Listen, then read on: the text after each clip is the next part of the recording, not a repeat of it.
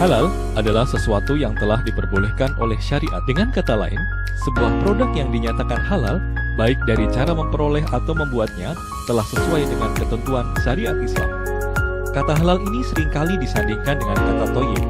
Sesuatu yang thayyib yaitu sesuatu yang tidak diharamkan oleh nas, suci secara substantif, tidak najis, tidak membahayakan, baik bagi tubuh, akal maupun jiwa saat dikonsumsi, serta makanan atau minuman yang dinilai enak dan layak dikonsumsi. Jadi, halalan thayyiban adalah segala sesuatu yang halal dari status hukumnya atau tidak ada larangan, dan thayyib atau baik dari komposisi materialnya. Ada banyak ayat di dalam Al-Quran yang menjelaskan kata halal. Salah satunya termaktub dalam surat Al-Baqarah ayat 168, di mana Allah berfirman, "Wahai manusia, makanlah dari apa yang ada di muka bumi yang halal lagi thayyib, dan janganlah kalian mengikuti langkah-langkah setan. Sesungguhnya setan adalah musuh yang nyata bagi kalian." Ayat ini diperkuat dengan sebuah hadis dari Rasulullah SAW. Beliau bersabda, "Sesuatu yang halal telah jelas, dan yang haram juga telah jelas. Dan di antara keduanya ada perkara subhat atau samar-samar. Barang siapa menjaga diri dari perkara yang subhat itu, berarti ia telah menjaga agama dan kehormatannya.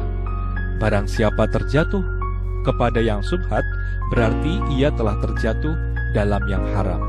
Hadis riwayat Bukhari. Produk halal yang saat ini menjadi tren tidak sebatas hanya makanan dan minuman, tapi juga sudah merambah ke obat dan kosmetika. Hal ini menjadi penting, apalagi untuk masyarakat Indonesia sebagai negara yang berpenduduk muslim terbesar di dunia. Indonesia menjadi perhatian dunia sebagai konsumen penerima produk jenis makanan, minuman, obat, dan kosmetika yang terjamin mutu dan kehalalannya.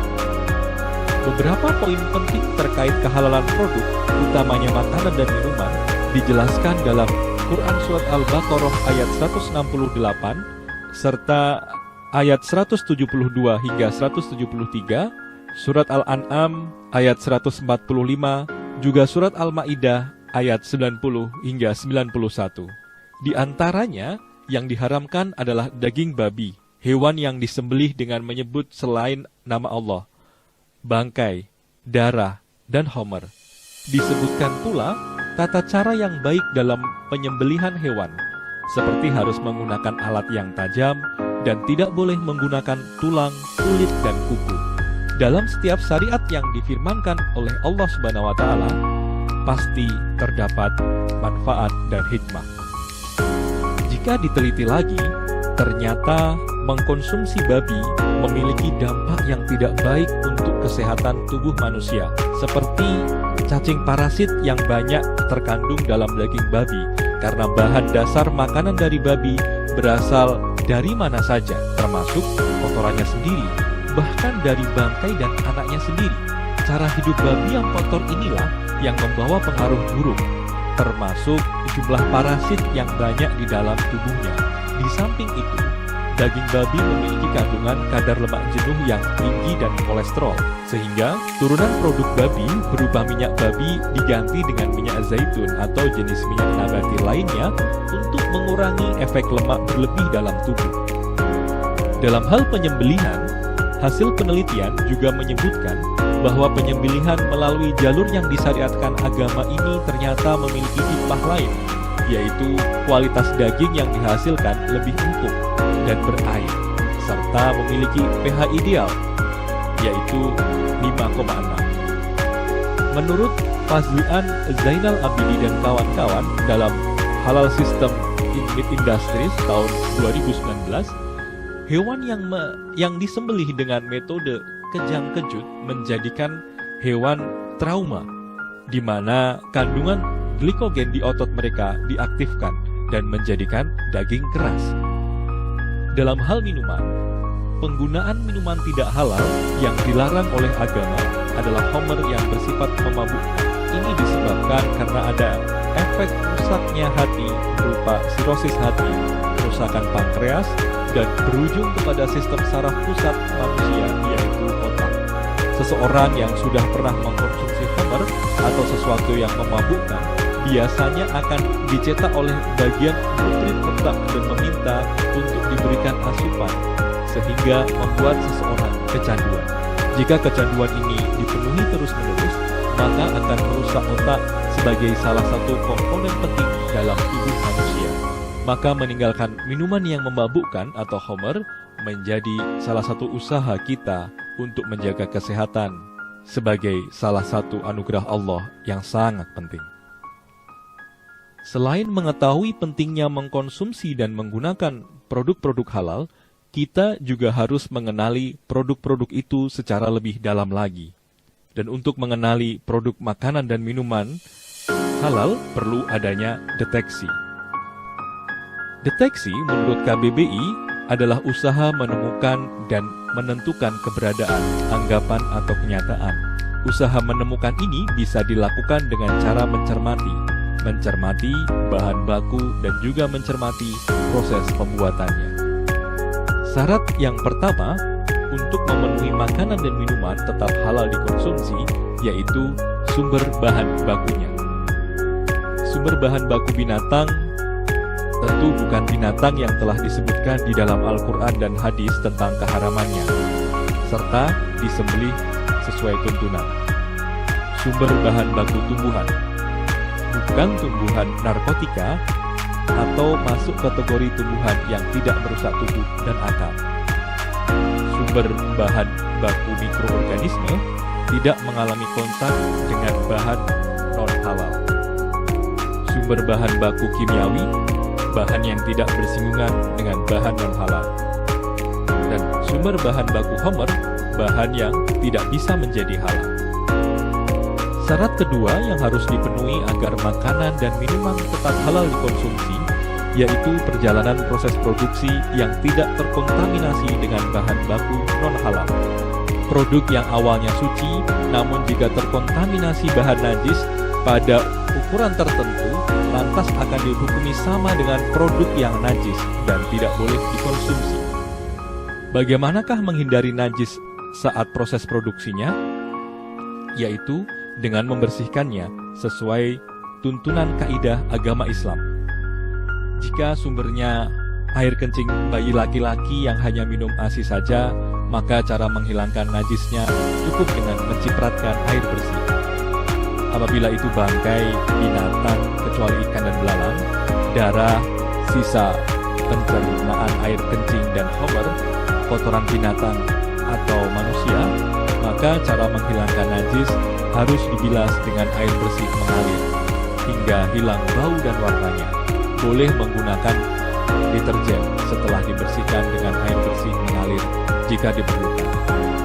Apabila itu babi dan anjing, maka cara menghilangkan najisnya segera dibilas dengan air bersih yang mengalir sebanyak 6 kali, membilas dengan air bersih mengalir dan dicampur tanah atau debu 1 kali.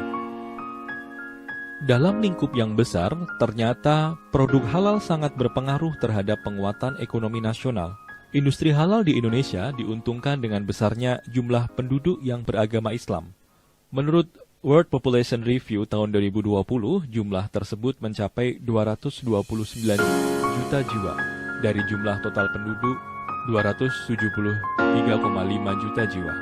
Banyaknya penduduk muslim tentu berpengaruh pada besarnya konsumsi barang-barang halal yang beredar di masyarakat.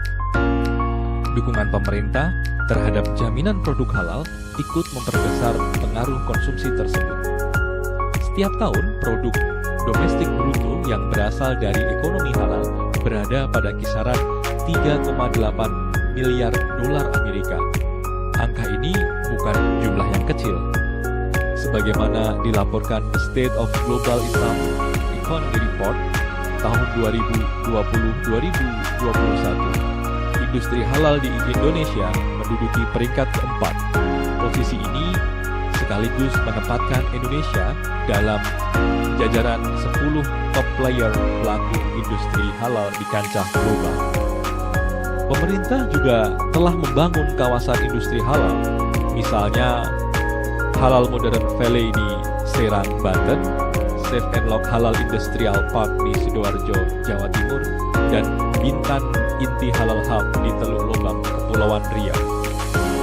Melihat potensi dan betapa luasnya permintaan pasar produk-produk halal, salah satu kebutuhan yang menjadi perhatian bagi konsumen muslim sekarang adalah tersedianya label sertifikasi halal dari produk yang akan dibeli. Semakin besarnya perhatian konsumen muslim atas jaminan produk halal di negara Indonesia, melahirkan kebutuhan adanya aturan secara khusus oleh negara yang menjadi landasan yuridis dalam melaksanakan jaminan produk halal tersebut. Lahirnya Undang-Undang Nomor 33 Tahun 2014 yang berisi tentang jaminan produk halal atau UU JPH, serta Peraturan Pemerintah Nomor 39 Tahun 2021 tentang Peraturan Pelaksanaan Jaminan Produk Halal merupakan sebuah bentuk kehadiran negara dalam usaha mengatur jaminan produk halal dalam rantai produksi dari pelaku usaha hingga sampai di tangan konsumen akhir. Di sisi lain, UU JPH bisa disebut sebagai payung hukum bagi pengaturan produk halal. Jaminan produk halal dalam undang-undang ini mencakup berbagai aspek, tidak hanya obat, makanan, dan kosmetik, akan tetapi lebih luas dari itu, menjangkau produk kimiawi, produk biologi, produk rekayasa genetik, serta barang gunaan yang dipakai, digunakan, atau dimanfaatkan oleh masyarakat. Jaminan produk halal secara teknis kemudian dijabarkan melalui proses sertifikasi. Dalam pengajuan sertifikasi halal, ada beberapa prinsip yang harus dipatuhi oleh pelaku usaha. Di antaranya adalah, pertama, memastikan produk yang dihasilkan sesuai ketentuan halal dan menjamin kehalalan produk di seluruh rangkaian proses produk halal. Kedua, memastikan tidak terjadi kontaminasi barang haram. Ketiga, menjaga kesinambungan proses produksi halal. Selain itu, memberikan informasi secara benar, jelas, dan jujur, memisahkan lokasi, tempat, dan alat penyembelihan, pengolahan, penyimpanan, pengemasan, pendistribusian, penjualan, dan penyajian antara produk halal dan tidak halal. Selain itu, memiliki penyelia halal yang memenuhi persyaratan sesuai ketentuan perundang-undangan, dan melaporkan perubahan komposisi bahan dan BPH atau proses produksi halal. Tren yang sangat besar dari produk halal ini melahirkan gaya hidup halal, baik dalam taraf nasional maupun dunia. Dan di waktu yang bersamaan, melahirkan industri halal di seluruh belahan dunia. Dalam aspek ekonomi, berdasarkan laporan yang dirilis Warta Ekspor Kementerian Perdagangan Republik Indonesia tahun 2015 menyebutkan bahwa tingkat konsumsi masyarakat Muslim terhadap produk makanan dan minuman halal tahun 2013 mencapai 1,29 miliar US dollar. Dari sektor pariwisata, bahkan negara-negara non-Muslim pun memiliki kepentingan label halal untuk memastikan para wisatawan Muslim mau mendatangi negaranya. Hari ini, perbincangan mengenai gaya hidup halal juga telah dengan mudah kita temukan di media sosial. Bisa kita saksikan misalnya para food vlogger di Indonesia ketika mereview makanan perlu menyampaikan kepada para penontonnya tentang kehalalan suatu makanan. Hal tersebut penting mengingat sebagian besar penonton channel mereka adalah Muslim. Dari sini, kita menatap optimisme bahwa tren halal akan semakin besar di tahun-tahun